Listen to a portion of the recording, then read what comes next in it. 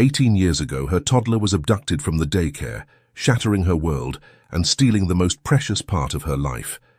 But then, one day she reads a fashion magazine and sees something shocking. Clara Marin stood among the towering bookshelves of Asheville Public Library, breathing in the familiar scent of paper and binding glue as she methodically returned books to their assigned places. At 45, her light brown hair now carried strands of silver, but her hands still moved with the same practiced precision they had for the past 20 years. The library had been her sanctuary, her constant companion through life's most devastating chapter. As she positioned a worn copy of To Kill a Mockingbird back onto its shelf, movement at the library entrance caught her attention. A young mother, perhaps in her late 20s, struggled through the door while balancing a shopping bag and the hand of a toddler.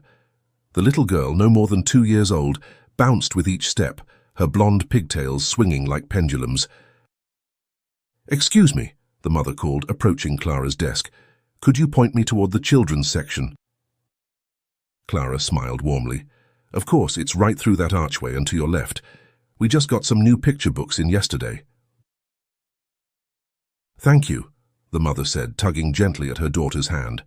The toddler, however, had other plans. Her tiny fingers reached for a display of colorful bookmarks, sending several fluttering to the floor. "Sophie, no touching," the mother scolded gently, crouching to collect the scattered bookmarks. "It's quite all right," Clara laughed, waving away the mother's embarrassed apology. "That's what they're there for, to grab attention." The little girl's eyes widened at Clara, and she offered a toothy grin that caught Clara's heart in a vice grip of memory. That smile, so free, so curious about everything the world had to offer, just like Ella's had been. As the mother and daughter disappeared into the children's section, Clara's practiced smile faltered. 18 years had passed, but moments like these still transported her back to that terrible day with brutal clarity. The call she'd missed while shelving books in the library basement, the 3 voicemails from little Acorn's daycare that went unheard because her phone was tucked away in her purse. The police cars already parked outside when she arrived for pickup, their lights casting ominous red and blue shadows across the playground equipment. "There must be some mistake," she'd told the officer who approached her. "I'm just here to pick up my daughter Ella Marin." The weight of his hand on her shoulder, the gentle way he'd asked her to come inside. The security footage they showed her later that week, a trusted staff member, Maurice Pledger, leading Ella by the hand to the playground gate, checking her surroundings, then quickly bundling the child into a waiting car. For months, the search consumed everything. Clara's marriage couldn't survive the strain. Her husband David moved out before the year was done, unable to bear living in a home filled with reminders of their missing child. But Clara refused to leave Asheville. What if Ella somehow found her way back? What if there was a breakthrough in the case? The police found Maurice's body 2 weeks after the abduction, hanging from a tree in Pisgah National Forest. Suicide, they said. Guilt, they surmised. But no sign of Ella.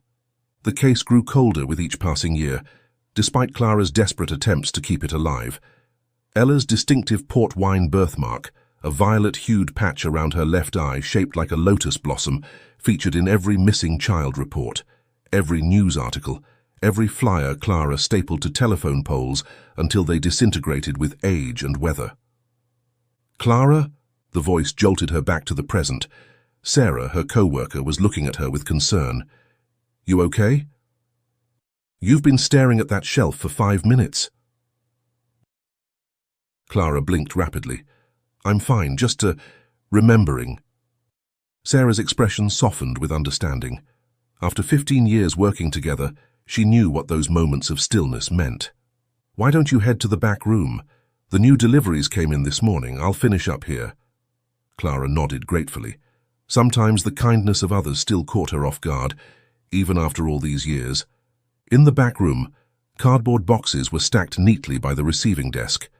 Clara pulled a box cutter from the drawer and methodically began opening the first package, her mind settling into the comfort of routine.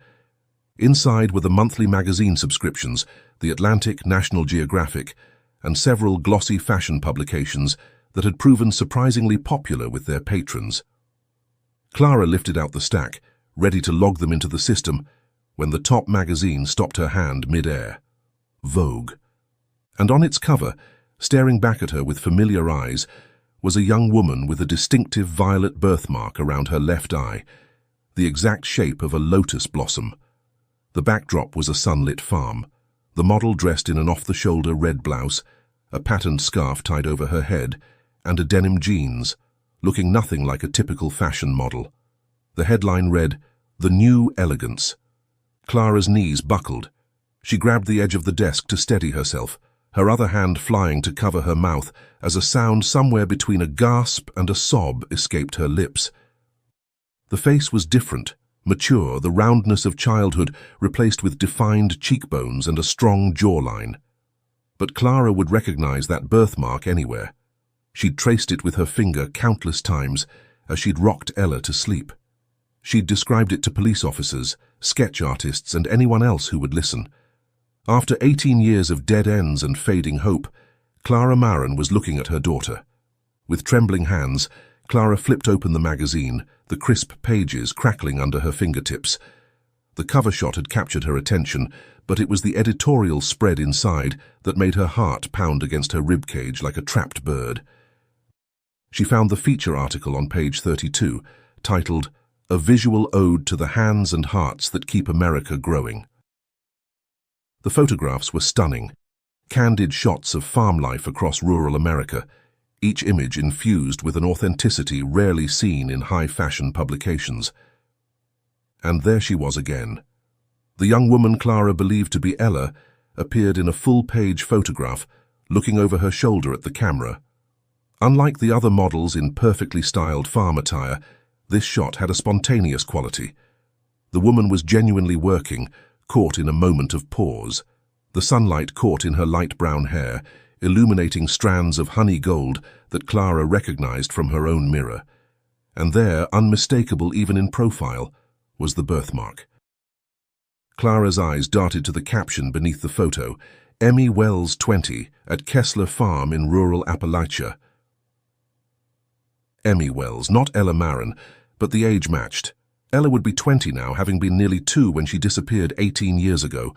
With a deep breath to steady herself, Clara began reading the interview snippet that accompanied the photographs. "What's your name?" "Emmy Wells, ma. That's a lovely name." "Thanks, my mama says I was born with dirt in my veins. Why don't you wear makeup like your friends?" "Didn't have time. Was hauling hay before you showed up." "Your eyes, there's something rare about them." The rest of the article shifted focus to broader agricultural issues, the economic challenges faced by local farmers competing with imported products, the environmental impact of sustainable farming practices, the revival of traditional agricultural methods among younger generations. But Clara barely registered these details. Her mind was fixed on the young woman with her daughter's birthmark, her daughter's age, and something in her expression that reminded Clara so much of David, that quiet determination, that graceful strength.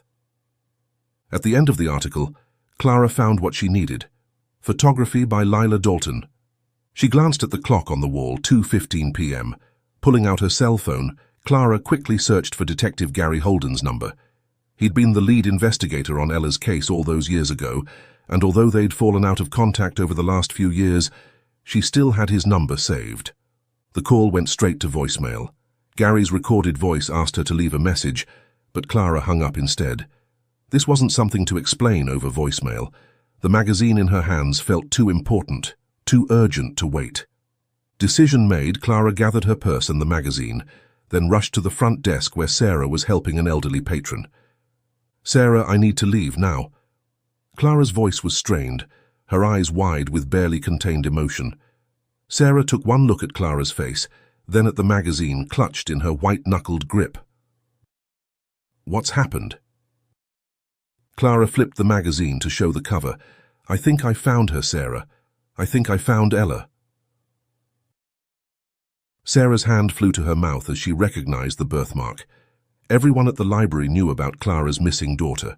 Many of them had helped distribute flyers in those first desperate years. "Go," Sarah said immediately. "We'll cover your shift. Do you need someone to go with you?" No, I need to go to the police station. Show them this. Clara was already backing toward the door, as if afraid the magazine might vanish if she wasted another second. Let us know what happens, Sarah called after her, and Clara...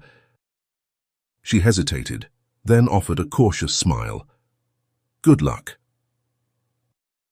Other staff members looked up from their tasks, catching on to the commotion. Marty from reference approached, followed by Diane from circulation. When they saw the magazine, a flurry of supportive comments and hopeful wishes followed Clara as she made her way to the exit. In the parking lot, Clara slid behind the wheel of her aging Honda Civic, the magazine placed carefully on the passenger seat beside her. For a moment she simply sat there, hands gripping the steering wheel, forcing herself to breathe. 18 years of false leads and disappointments had taught her to guard her hope carefully. But the birthmark, that distinctive marking, couldn't be a coincidence. It was too unique, too perfectly matched to Ella's. Clara arrived at the police station. She entered and met with the police officer at the front desk. She made her query, showing the magazine, and asked if Detective Gary Holden was here. The police said yes and asked her to wait. Then they led her inside to meet the detective. Detective Gary Holden had aged considerably since Clara had last seen him. His hair had gone completely grey, and deep lines marked his face, but his eyes were as kind and determined as she remembered. He'd been a young detective when Ella disappeared. It had been one of his first major cases, and Clara knew he'd never truly let it go. Clara, he said, rising from his desk, it's been a while. I found something, she said without preamble, setting the magazine on his desk. I think I found Ella. Clara showed him the magazine and said she found a lead. They compared the photo with Ella's childhood pictures, and the lotus-shaped birthmark looked identical. The detective quickly contacted the fashion magazine agency and asked about their recent publication and the photographer Lila Dalton. The detective put the call on speaker so Clara could listen as well. The magazine agency told the police they visited remote farms in rural Appalachia and other old traditional American places for this month's edition. Lila Dalton spontaneously photographed farmer families in everyday, non-professional settings. The representative on the phone was excited about how authentic the images had turned out. Ms. Dalton has a real eye for capturing genuine moments, the woman explained. The spread has been getting wonderful feedback. I'm sure it has, Detective Gary said. We're actually calling about one specific photograph, the young woman on the cover, Emmy Wells. Oh yes, she was quite a find.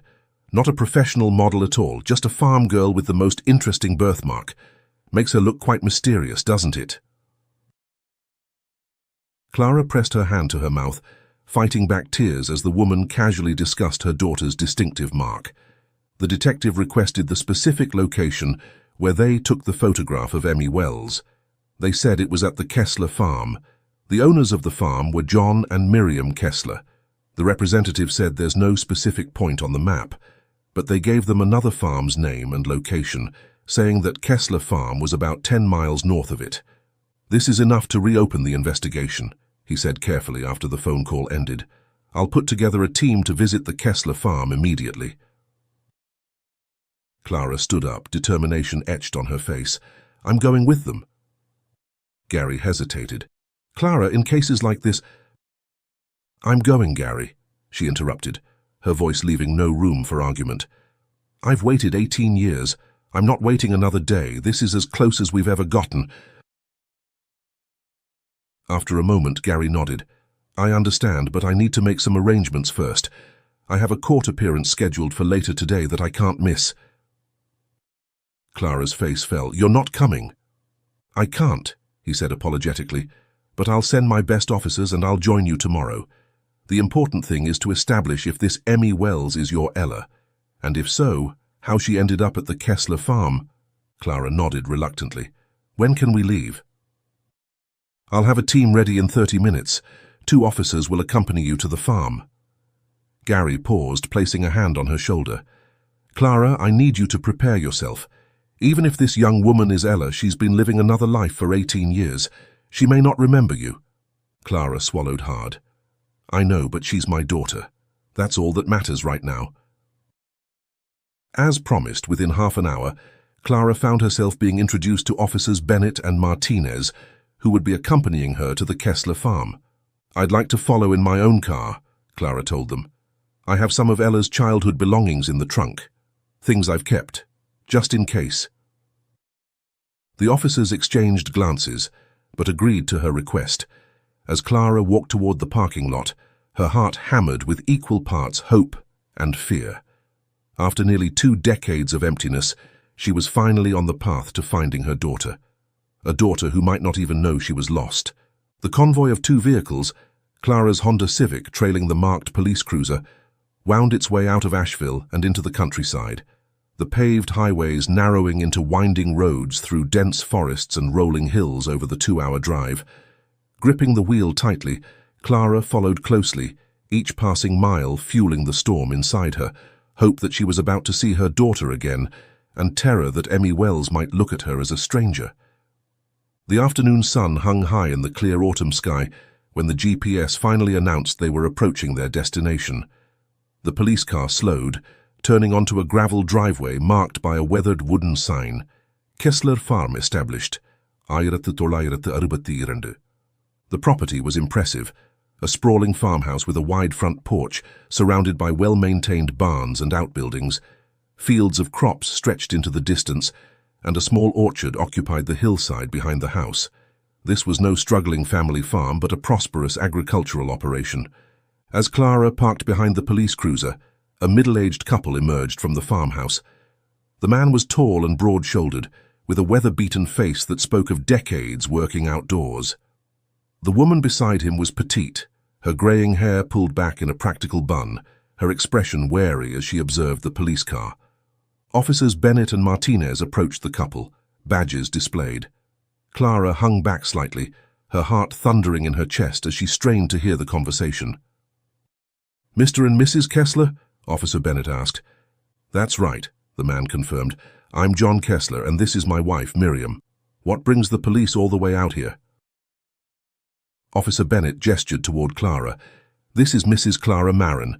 She has reason to believe that a young woman who was photographed on your property might be her daughter, who went missing 18 years ago."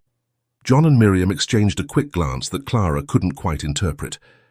"You must mean the magazine people," Miriam said carefully. "They were here a few weeks ago, taking pictures for some fashion spread."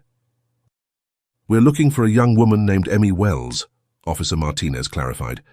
"According to the magazine, she was working here when they did their photo shoot." John Kessler shook his head slowly. "Emmy doesn't work for us permanently. She was just helping out that day. We rotate workers weekly from other farms in the area. Labor sharing, you know." Clara stepped forward, unable to contain herself any longer. "My daughter had a distinctive birthmark around her left eye," she said, her voice surprisingly steady as she pulled out a childhood photograph of Ella. "Just like the young woman in these photographs, my daughter was taken from her daycare when she was almost 2 years old." Miriam's face softened with what appeared to be genuine sympathy. "I'm so sorry about your daughter, Mrs. Marin. I can't imagine what you've been through." She studied the photograph Clara held out. "The birthmark is similar, I'll grant you that, but Emmy just happened to be working here that day. After the photo shoot, we haven't seen her again." "Do you know where we might find her?" Officer Bennett asked. John scratched his beard thoughtfully. "She came from Rowan's farm, I believe. He's the one who sends us day workers when we need extra hands." "Rowan," Clara repeated. "Do you have his full name and address?" John shook his head. "Just Rowan." "It's a family arrangement. Been that way since my father's time. I've got his number, though." He pulled a small notebook from his pocket and tore out a page, scribbling a number on it. "Don't know where his place is exactly. Never been there myself. Somewhere up in the mountains, I hear. Pretty isolated." Officer Martinez accepted the paper. "Thank you, Mr. Kessler. Would you mind if we take a look around your property, just to be thorough?" The Kesslers hesitated, exchanging another of those unreadable glances. "Well, I suppose that would be all right," John finally agreed, though his tone suggested reluctance. Not sure what you expect to find, but you're welcome to look. Thank you, Officer Bennett said. Mrs. Marin, would you like to wait here while we check the premises? Clara nodded, not trusting herself to speak. As the officers moved toward the barn, she found herself studying the Kesslers.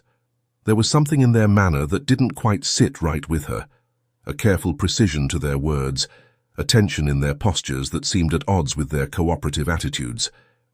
Miriam noticed her scrutiny and offered a tight smile. Would you like some water or tea, Mrs. Marin? It's a long drive from Asheville. No, thank you, Clara replied, then hesitated before adding, when Emmy was here, did she mention anything about her family, her childhood?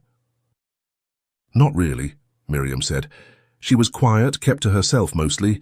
Good worker, though, very diligent. John nodded in agreement. Farm kids usually are, raised with a strong work ethic. 20 minutes later, the officers returned, their expressions neutral. Thank you for your cooperation, Mr. and Mrs. Kessler, Officer Martinez said. Everything seems to be in order. The group returned to the vehicles where Officer Bennett made a call to the station, relaying the phone number for Rowan and requesting any information they could find on him. Clara listened as Bennett explained the situation, then waited as the dispatcher ran the number through their database. After several minutes, Bennett ended the call with a frown. Nothing, he informed Clara and his partner. The number doesn't appear in any of our systems, and there's no cellular service registered to it in any of the surrounding counties. If this Rowan lives as remotely as the Kesslers suggest, he might be outside regular coverage areas. What does that mean? Clara asked, her heart sinking. How do we find him? We'll try calling the number directly, Martinez suggested, dialing on his phone. After several moments, he shook his head. No connection. Either the number is incorrect or he's somewhere with no service. Clara glanced at her watch. It was nearly 4 in the afternoon. The autumn days were growing shorter, and darkness would fall within a couple of hours. What now? She asked, fighting to keep the desperation from her voice. Bennett sighed. Without a specific location, we can't just drive aimlessly into the mountains looking for this farm.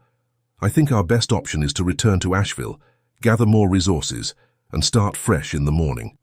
Detective Holden will be available tomorrow, and he might have some additional ideas or contacts. Clara wanted to protest, to insist they continue searching, but the pragmatic part of her knew they were right. Without a clear direction, they could waste hours driving through remote mountain roads and still find nothing. All right, she agreed reluctantly, but I'm not going all the way back to Asheville tonight. I'll find somewhere local to stay, a motel or something. That way we can start early tomorrow. The officers nodded in understanding. That's reasonable, Martinez said. We'll report back to the station and coordinate with Detective Holden for tomorrow morning.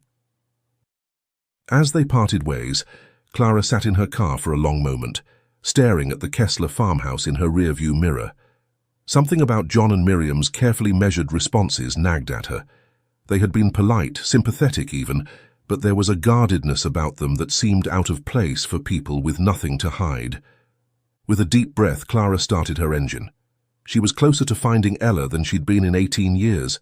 One more night wouldn't break her, not after all this time. The fading afternoon light cast long shadows across the rural landscape as Clara drove away from the Kessler farm. Her mind raced with unanswered questions, her emotions oscillating between hope and frustration. After driving for about 20 minutes, she spotted a modest roadside establishment with a flickering neon sign, Pine Ridge Motel, vacancy. The motel was a single-story building with perhaps a dozen rooms. Clara parked in front of the office and stepped out, stretching her stiff limbs after the long day of driving. Inside, a middle-aged woman with bottle-red hair and reading glasses perched on her nose looked up from a dog-eared paperback. "Help you?" she asked, setting her book aside. "I need a room for the night," Clara replied. "Just one person." $29 includes cable TV and hot water, the woman said, pushing a registration card across the desk. "I'm Dottie, by the way. I own the place." Clara filled out the form and handed over her cash. As Dottie processed the payment, Clara noticed a flyer on the bulletin board advertising local attractions. One image caught her eye, a rustic building with strings of lights illuminating a wooden deck. "What's that place?" she asked, pointing to the flyer. Dottie glanced over. "Oh, that's Miller's Tavern. Popular spot around here, just across the road, actually." She nodded toward the window, where Clara could see a larger building on the opposite side of the highway. "They've got good food, live music sometimes. Tonight's their comedy night, I think. Always draws a crowd." Clara accepted her room key, her mind already forming a plan. "Does it get busy?" "With locals, I mean." "Sure does, especially on event nights. Farmers, tradespeople, all the folks from around these parts gather there. It's about the only entertainment for 20 miles in any direction." Dottie studied Clara with newfound curiosity. "You're not from around here, are you?" "No, I'm from Asheville. I'm actually looking for someone." Clara hesitated, then pulled out the magazine she'd carefully kept, revealing the cover featuring Emmy. "Have you ever seen this young woman? She might go by the name Emmy Wells." Dottie squinted at the page, then shook her head. "Can't say I have. Pretty girl, though. That birthmark is something else." Clara's hopes deflated slightly. What about a man named Rowan? Supposedly has a farm somewhere in the mountains. "I think I have." But again, Dottie shook her head. "Sorry, honey. Lot of farmers around these parts, and I can't be certain." She handed back Clara's magazine. "But like I said, the tavern gets all the locals. If you're looking for information, that's your best bet." "Thank you," Clara said, pocketing her phone. "I'll try there tonight." "Room 8, Dottie said, handing over a key attached to a plastic tag. "End of the row next to the ice machine. Checkout's at 11 tomorrow." Clara thanked her again and retreated to her room. After a quick shower to rinse off the day's tension, she waited until the event's start time before heading to the tavern. If local insight could lead her to the elusive Rowan, and possibly to Emmy, she couldn't risk missing the chance. Miller's Tavern was exactly as Clara had imagined a rural country establishment would be. Wooden walls adorned with vintage farming equipment and taxidermy, mismatched tables and chairs scattered throughout the space, and a long bar stretching along one wall. The air was thick with the smell of fried food, beer, and the faint trace of cigarette smoke that had seeped into the wood over decades. Despite it being a weeknight, the place was bustling. A small stage at the far end of the room featured a young man with a beard and flannel shirt, delivering punchlines to an appreciative audience. Laughter rippled through the crowd as Clara made her way to the bar. She found an empty stool and settled in, scanning the room. Most patrons were focused on the comedy show, though some gathered around the large wooden tables at the back, engaged in their own conversations. At the bar itself, a few solitary drinkers nursed their beverages, seemingly regulars based on their comfortable demeanor. "What can I get you?" a voice asked. Clara turned to find a bartender looking at her expectantly. He was young, early 20s perhaps, with dark hair pulled back in a small ponytail, and the kind of easy smile that suggested he genuinely enjoyed his work. "Just a club soda, please," Clara replied. The bartender nodded, filling a glass with ice and soda water. As he placed it before her, he tilted his head curiously. "First time at Miller's?" he asked. Clara nodded. "Is it that obvious?" He chuckled. "Small town, I know most faces that come through that door." He extended his hand. "I'm Bran Pledger. This is my dad's place, but I'm the one who runs it most nights." The name sent a jolt through Clara's system. Pledger. The same surname as Maurice, the daycare worker who had abducted Ella. But it couldn't be. Pledger wasn't an uncommon name, and this young man would have been a child himself when Ella disappeared. "Clara," she managed, returning his handshake. "Clara Marin." "So, Clara Marin," Bran said, leaning slightly against the bar. "What brings you to our little corner of nowhere? We don't get many tourists this time of year." Clara took a sip of her club soda, gathering her thoughts. "I'm looking for someone, actually." "Oh," Bran raised an eyebrow. "Anyone I might know?" Clara hesitated, then decided on honesty. "My daughter. She was taken from her daycare 18 years ago when she was almost 2. The words still caught in her throat, even after all this time. I never found her. Bran's easy smile faded, replaced by genuine concern. I'm sorry to hear that. That's awful. I think I might have a lead, Clara said, reaching instinctively for the magazine before realizing it wasn't in her bag. Oh, my bad. This brain's getting old. I left it in my car, but there was a young woman featured in a fashion magazine with my daughter's distinctive birthmark. The photo was taken at a farm nearby, the Kessler farm. Bran straightened up slightly. The Kesslers? They don't come in here much. Keep to themselves mostly. The woman in the photo was named Emmy Wells, Clara pressed. The Kesslers said she was a day worker.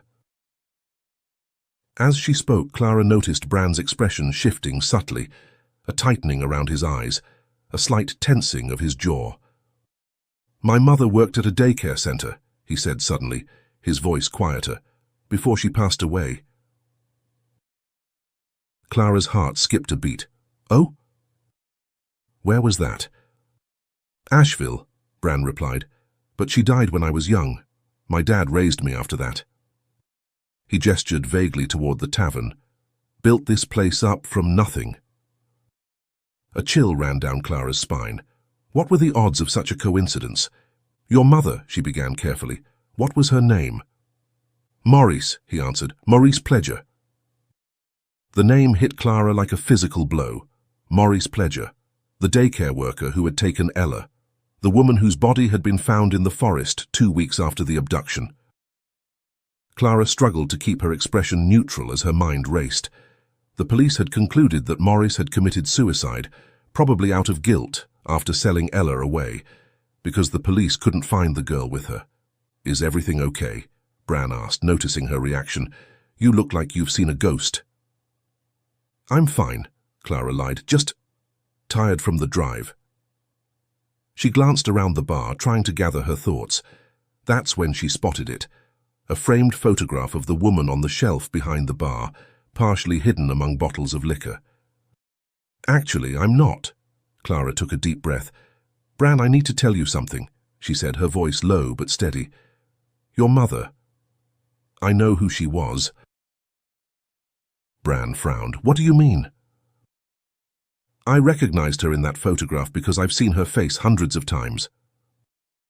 Clara pulled out her phone, scrolling to an old news article with Maurice's photo.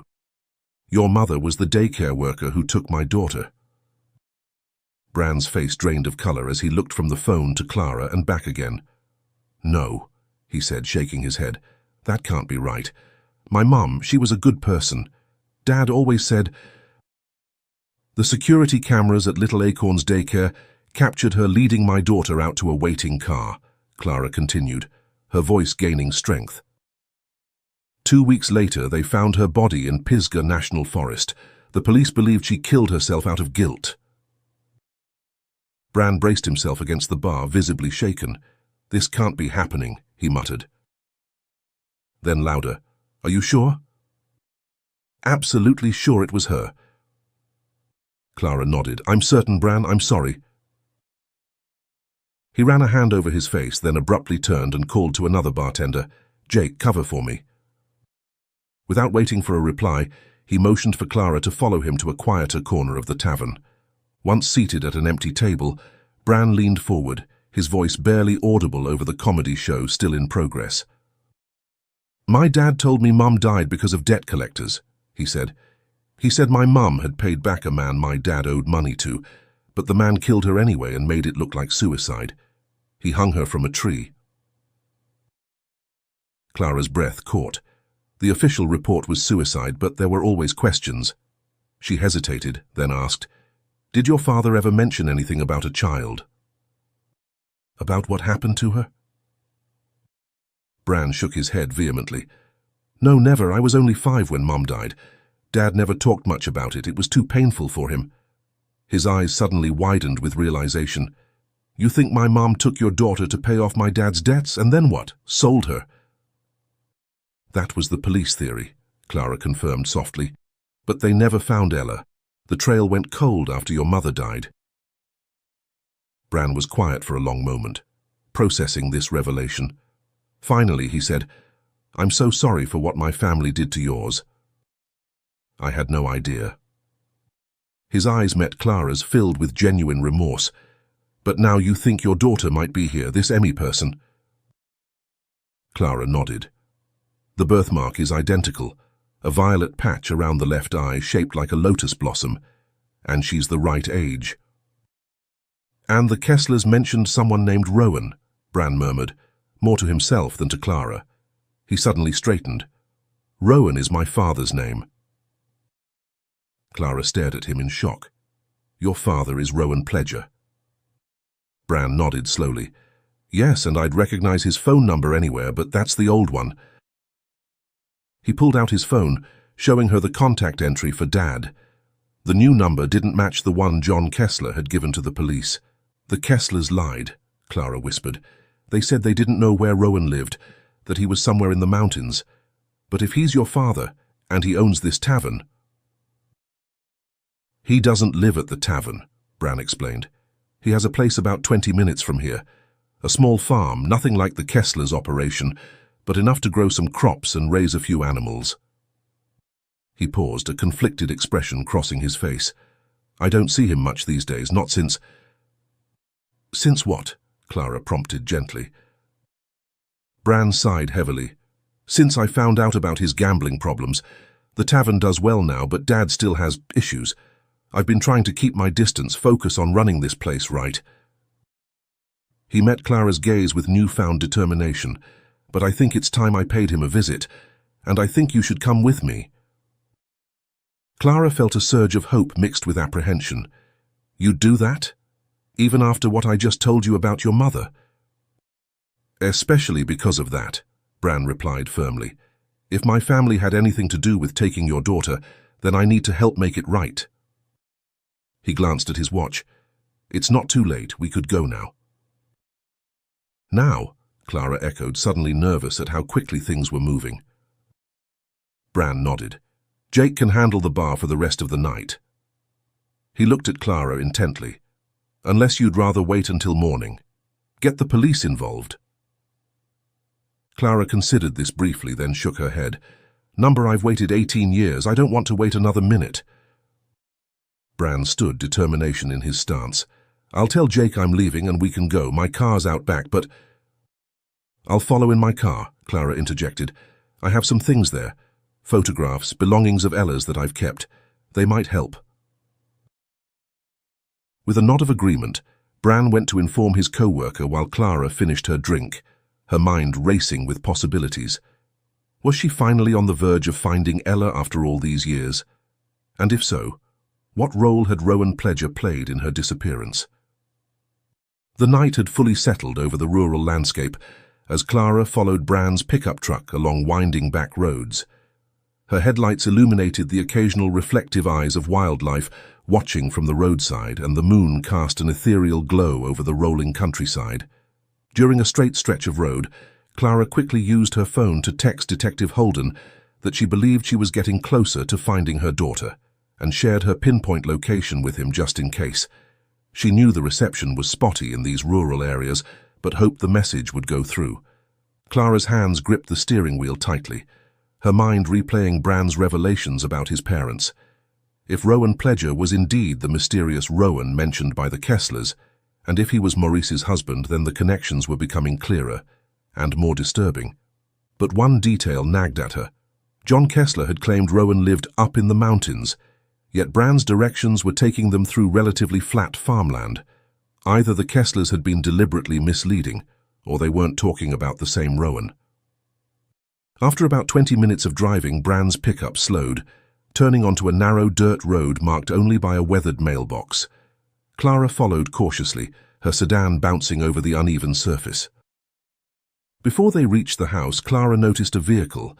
An older model sedan was pulling out of the driveway ahead. Bran must have noticed as well, and that vehicle must be Rowan's, because Bran's pickup had trailed behind it, putting a distance between Clara's and the sedan. The roads became progressively narrower, the landscape more densely wooded. Clara drove more slowly than Rowan's car, unfamiliar with the terrain and concerned about damaging her vehicle on the rough roads. Bran, however, seemed determined not to lose sight of his father's car. Finally, after what seemed like an eternity, but was probably only 10 minutes, the car ahead turned into a clearing. As Clara followed Bran's truck into the open space, she saw a small farmhouse and several outbuildings. The property was modest compared to the Kesslers' operation, but well maintained, with a small vegetable garden visible in the moonlight and a fenced pasture where a few goats were visible. Rowan's car was parked haphazardly near the house, its driver's door still open. Bran pulled up beside it, and Clara parked a short distance away. As she exited her car, Clara could hear Bran calling out to his father, "Dad, what are you doing at the farm this late? I went by your house and saw you leaving."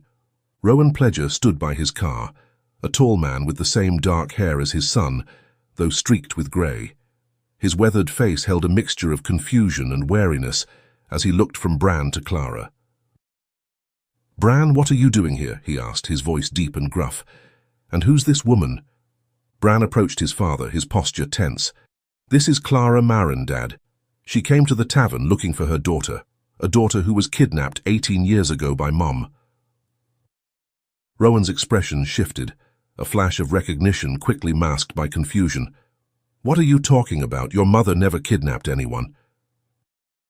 "She did, Dad," Bran said, his voice tight with emotion. "Clara has proof. Security camera footage from the daycare where Mom worked. She took Clara's daughter, a little girl named Ella."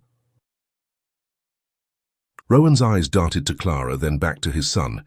"This is ridiculous. Why would you bring this woman here, making these kinds of accusations in the middle of a night?" Clara stepped forward, her heart pounding but her voice steady. "Mr. Pledger, I'm not here to cause trouble. I just want to find my daughter. The Kesslers mentioned someone named Rowan, who arranges day workers for their farm, and gave me your number.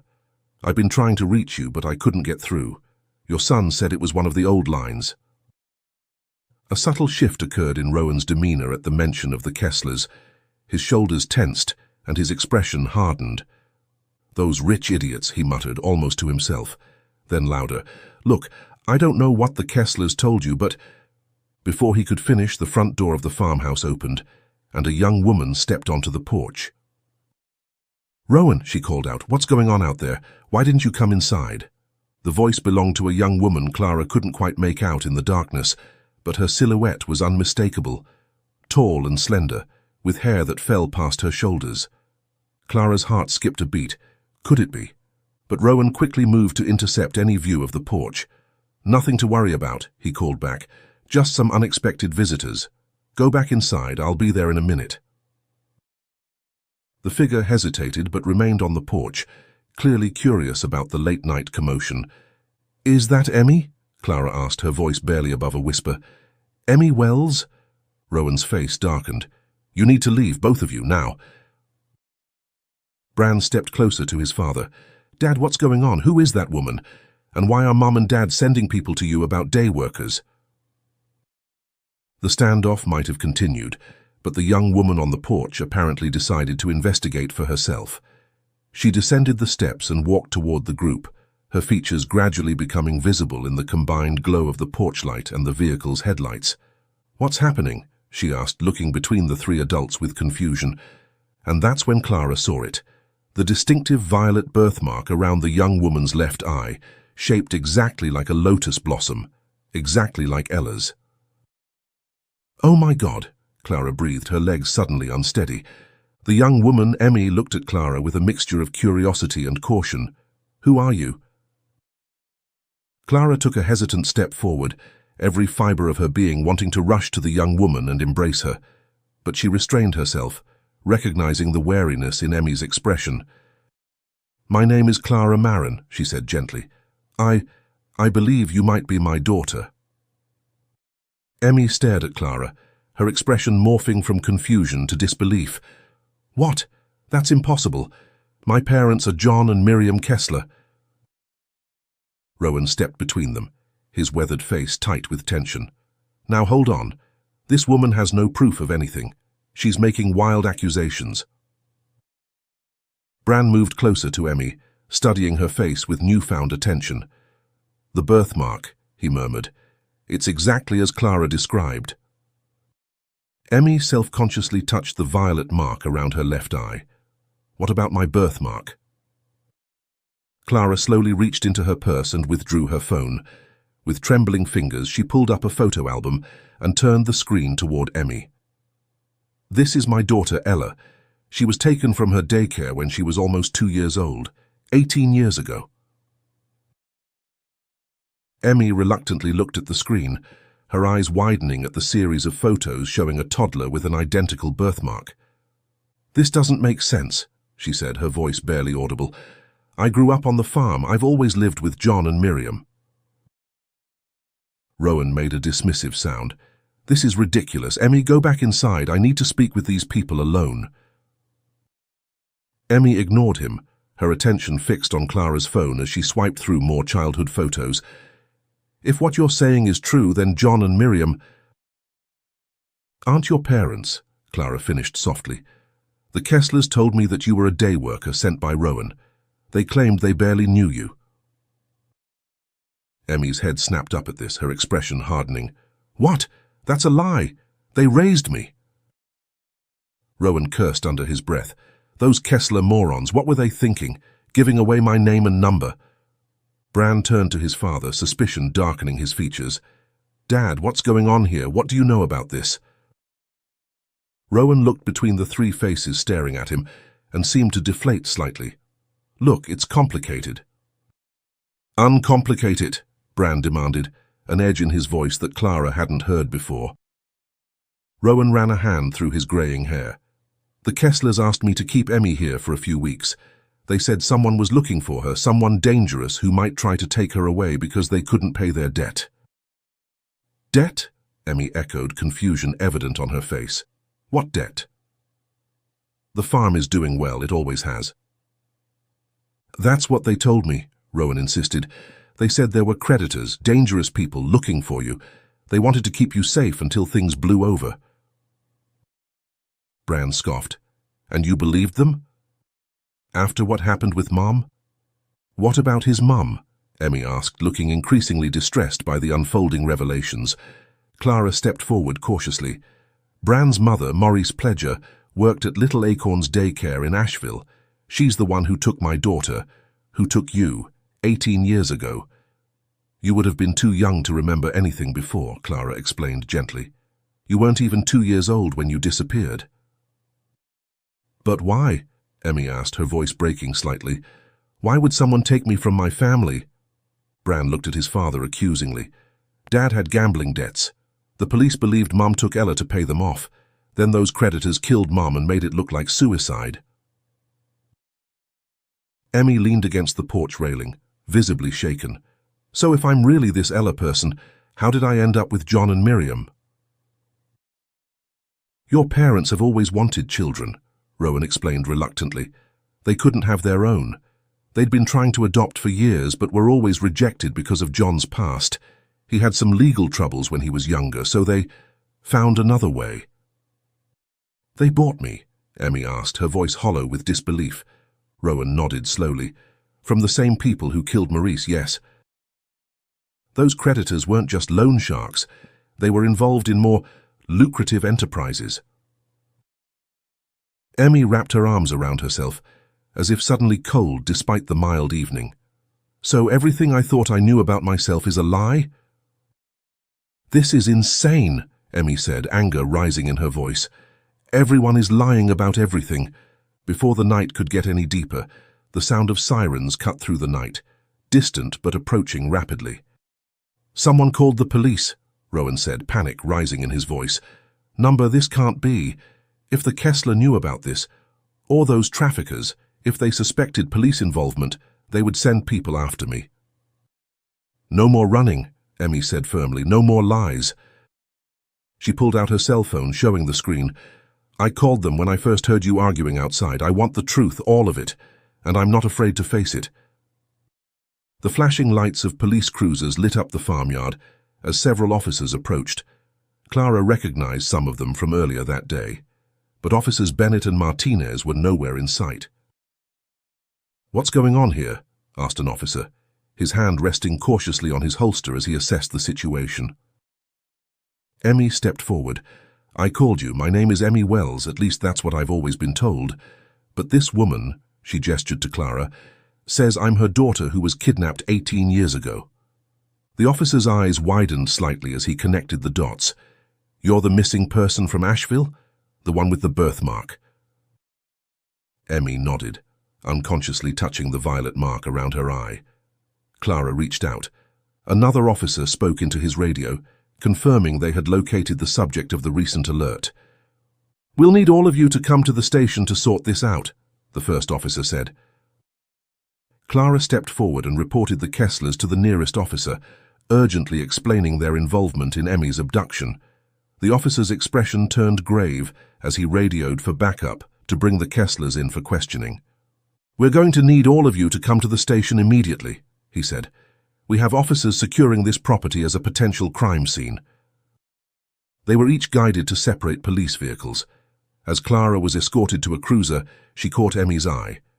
The young woman's expression was a complex mixture of fear, determination, and something like hope.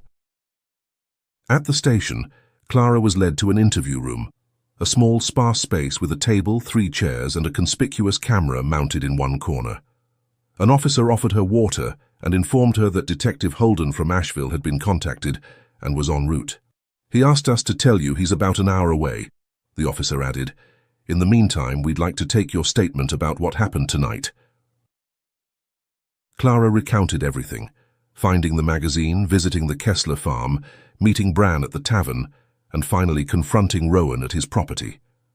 The officer took detailed notes, occasionally asking clarifying questions, but mostly letting Clara speak uninterrupted. When she had finished, the officer thanked her and left her alone with her thoughts. Time crept by slowly, the institutional clock on the wall marking each minute with a soft click that seemed to echo in the quiet room. After what felt like hours but was probably only 45 minutes, the door opened again. A different officer entered, his expression more formal than the previous one. "Mrs. Marin, I wanted to update you on the situation," he said, taking a seat across from her. "We've been interviewing the Kesslers and Mr. Pledger separately. Based on the preliminary information gathered, we believe there is substantial evidence supporting your claim that Emmy Wells is indeed your biological daughter, Ella Marin." Clara's heart leapt at these words, but the officer continued before she could respond. "The Kesslers have admitted to purchasing an infant from a third party 18 years ago. They claim they were desperate for a child and were approached by intermediaries who said they could provide one for the right price." "And they never questioned where the child came from?" Clara asked, unable to keep the bitterness from her voice. "They claim they were told the child was being given up by a mother who couldn't care for her," the officer explained, "but they've admitted they suspected the circumstances were not legitimate, which is why they isolated Ella on their farm and discouraged her from forming outside connections." Clara shook her head in disbelief.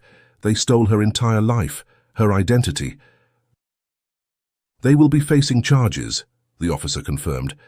"As for Rowan Pledger, he's cooperating by providing information about the trafficking network his wife was involved with. While he was apparently part of it, we're still verifying the extent of his involvement. His cooperation could potentially reduce his sentence, but he will still face serious charges for his role in these operations." "What about Maurice Pledger's death?" Clara asked. "All these years it was ruled a suicide, but if what Rowan says is true—" "We're reopening that investigation based on Mr. Pledger's statement," the officer confirmed. "He claims the same criminal organization murdered his wife when they feared she might talk to authorities after the abduction gained significant media attention." Clara nodded slowly, processing this information. "And Emmy, what happens now?" The officer's expression softened slightly. "She's an adult, Mrs. Marin. Legally, she can make her own decisions about where she goes and who she maintains relationships with. But she has expressed interest in speaking with you further." Hope bloomed in Clara's chest. "Can I see her now?" "She's still being interviewed, but afterward, yes." The officer stood, adjusting his uniform. "Detective Holden should be arriving shortly. He's been briefed on the developments and will take over the case from here. As the officer reached the door, Clara called after him, "Officer, thank you for everything." He nodded once, then left her alone again with her thoughts and the steadily ticking clock. Clara sat in the small waiting area of the police station, a paper cup of lukewarm coffee held between her hands, more for comfort than consumption. The institutional lighting cast harsh shadows across the worn furniture, but Clara barely noticed her surroundings. Her eyes remained fixed on the hallway door, waiting for Ella, to emerge. When the door finally opened, Clara's breath caught in her throat. Emmy stood in the doorway, her posture straight despite the obvious exhaustion in her features. She hesitated for a moment, then walked toward Clara, taking the seat beside her. For a long moment neither spoke. The silence between them was filled with 18 years of absence, of lives lived apart, of experiences never shared. Finally, Emmy broke the silence. "I never thought I'd be in a police station at midnight discovering my entire life has been a lie." Despite the gravity of her words, there was a surprising steadiness in her voice. "I never thought I'd find you," Clara replied softly. "After all these years, I'd started to believe I never would." Emmy turned to face her, studying Clara's features with careful attention. "They're charging John and Miriam with kidnapping, falsification of documents, and obstruction of justice." "I'm sorry," Clara said, and found that she meant it. "I know they raised you, cared for you." "They did," Emmy acknowledged, "but they also isolated me, controlled who I could see, where I could go. They always said it was for my protection, that the outside world was dangerous." A bitter smile crossed her face. "I guess now I know why." Clara hesitated, then asked the question that had been burning in her mind. "How did you end up in that magazine? If they were so careful about keeping you hidden?" Emmy's expression softened slightly. "That was an accident. The photographer, Lila, was taking pictures of the neighboring farm. She got lost and ended up on our property. I was working in the fields when she spotted me." A small, proud smile touched her lips. "She said my birthmark was striking, unique, that it made me photogenic." I smiled for her. John and Miriam were furious afterward, but by then it was too late. The photos were already scheduled for publication. "I'm glad she got lost," Clara said. "That birthmark, it's how I knew it was you. I would have recognized it anywhere." Emmy touched the mark self-consciously. "The Kesslers always made me feel it was something to hide, something shameful." "It's beautiful," Clara assured her. "Your father, your birth father, David, he called it your lotus mark. He said it meant you were special." A flicker of interest crossed Emmy's face. "My father, is he—" "He's alive," Clara said. "We divorced a few years after you disappeared. The loss was too much for our marriage to bear. He remarried and moved to Colorado. We haven't spoken in years, but I know he'd want to meet you if you're interested." Emmy nodded slowly, absorbing this information. "All my life I've felt different, out of place somehow. There were things about me that never made sense in the context of the Kesslers, the way I think, the things I'm drawn to." She trailed off, lost in thought. "You have your father's determination," Clara offered gently, "and his kindness. Even as a toddler, you showed those traits." Emmy looked at her with sudden intensity. "I have so many questions about who I was, who I am, about my life before." "I'll answer anything I can," Clara promised. "We have time now." The door to the hallway opened again, and the detective appeared, looking tired but satisfied. He nodded respectfully to Clara before addressing them both. "The Kesslers are being processed for formal charges," he informed them. "Rowan Pledger is cooperating fully with our investigation into the trafficking network. His information could help break up one of the largest human trafficking operations in the Southeast." "What will happen to him?" Emmy asked. "He'll face charges for his involvement," Detective Holden explained, "but his cooperation will be taken into consideration. The fact that he never directly participated in abductions may help his case." The door opened once more and Bran entered the waiting area, his expression solemn. "They're letting me go," he said, approaching the group. "They said I'm not implicated in any of this." He looked at Emmy with genuine remorse. "I'm so sorry for what my family did to yours. I had no idea." Emmy studied him for a moment. "It's not your fault. You were just a child when it happened." Bran nodded gratefully, then turned to Clara. "It's strange to think that if I hadn't been working at the tavern tonight, you might never have made the connection." "Maybe it wasn't just chance," Clara suggested. "Maybe some things are meant to find a way." The detective cleared his throat. "We'll need both of you back tomorrow for additional statements. Detective Holden will be here too tomorrow, but you're free to go for now.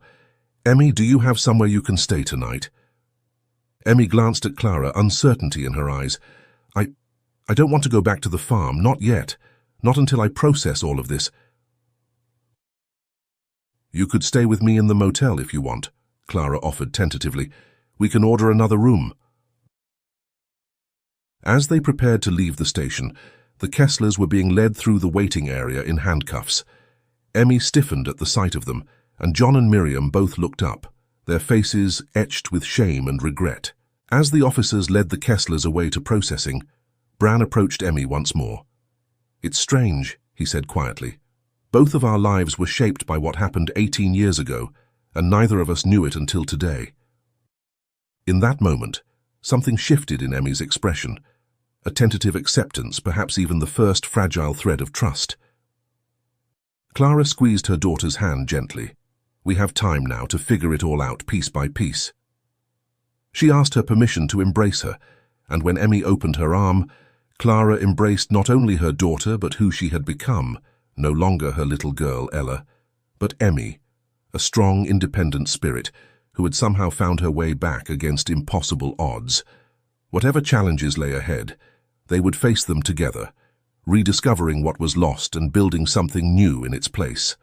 The theatre of life had given them a second act neither had dared to imagine, one filled with the promise of healing, understanding, and a bond that even 18 years of separation couldn't sever completely.